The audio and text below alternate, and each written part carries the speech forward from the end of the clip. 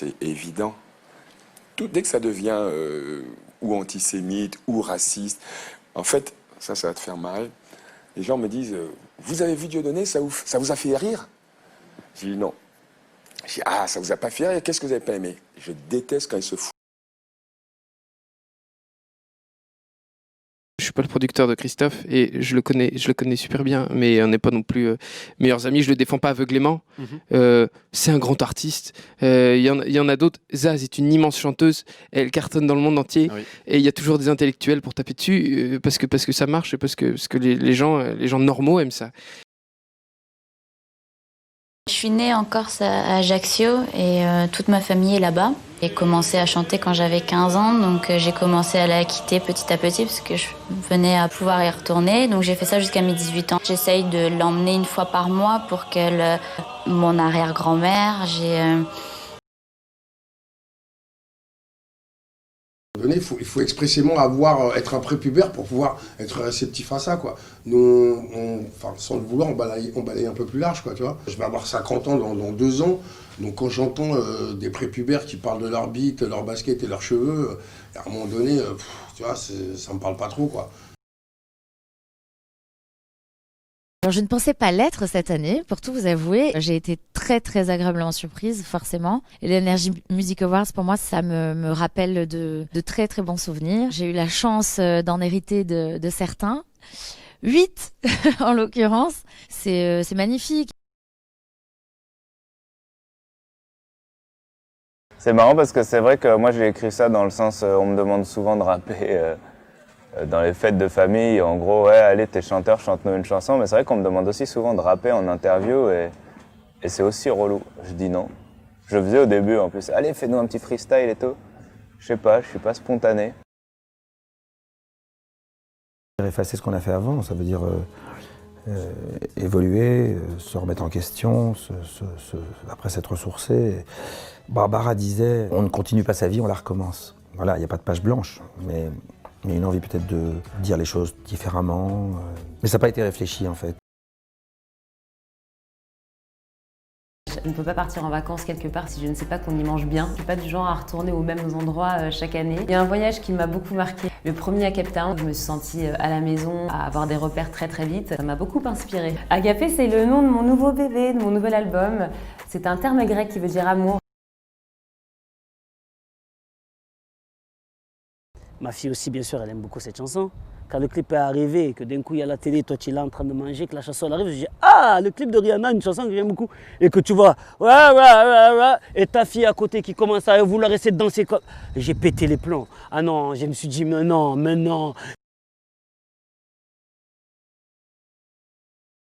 Elle a réagi comment ta mère quand elle t'a vu en homme? En fait, je l'ai appelée en FaceTime en lui disant écoutez, je pense que votre fille a perdu son téléphone, je peux vous ramener le téléphone. Je la rappelle arrivée sur son lieu de travail. Elle me dit bah j'arrive vers vous. Je lui dis mais attendez, je préfère vous le dire à l'avance. Moi, je vous donnerai pas le téléphone si on passe pas 1 heure ensemble. Non mais écoutez monsieur, s'il vous plaît, me faites pas ça, moi je travaille.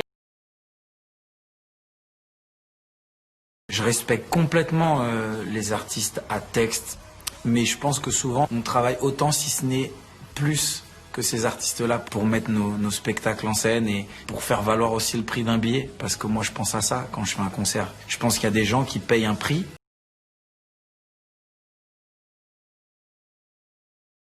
Donc oui, j'ai un nouveau look.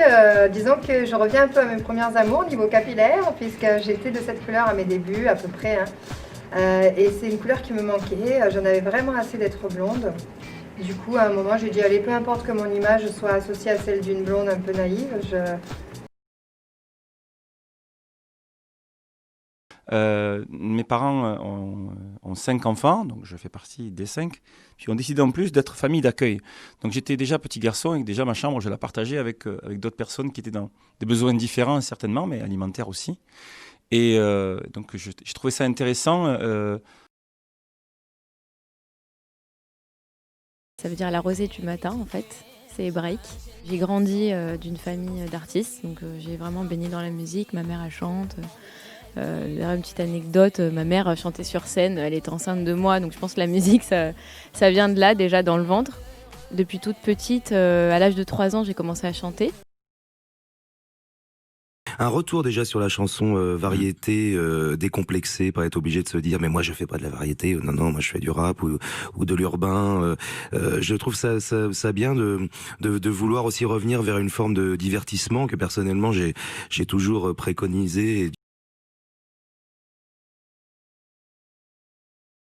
C'est quelque chose de très palpable, parce que je l'ai encore vu il n'y a pas très longtemps. Donc c'est une vraie tendresse, quoi, une amitié musicale, une amitié assez forte, un lien aussi, parce que c'est vrai que j'ai court-circuité un peu tout le côté un peu vieux show business qu'il peut y avoir autour de Johnny. C'est vrai que j'ai eu un rapport très très sain avec lui. Et c'était un concert avec une radio privée sur Paris. Et on n'avait pas répété, c'était pas cool et tout. Et c'était un concert à Paris où il n'y avait que des invités. Et à Paris, souvent, quand c'est que des invités, les gens sont très froids. Et c'était très dur, franchement, je m'en souviens encore. Ça m'avait un peu traumatisée. Mais j'ai mis longtemps, moi, à être vraiment à l'aise sur scène. C'est-à-dire qu'à partir du moment où vous décidez de faire de la scène et d'enregistrer un disque, vous quittez le domaine de la musique pure qui est de jouer de la musique chez soi ou avec des amis. C'est-à-dire vous avez décidé de vous adresser à un public.